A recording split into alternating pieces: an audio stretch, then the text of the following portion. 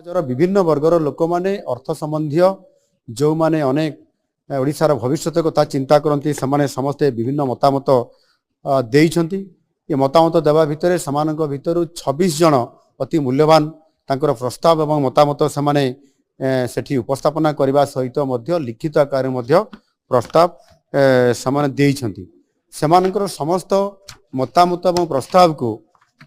आम विभाग तरफ लिपिबद्ध करा जाइछि एवं ताहाकू विचार करी आगामी दिन रे जो आमर बजेट आसबार अछि तांकर मतामत को निश्चित भाव रे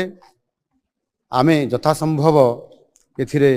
प्रतिफलित करिया पई आमे चेष्टा करिवु। आ सेथि पई जो लोकंकर बजेट जेभली भाव रे आज लोकंका पई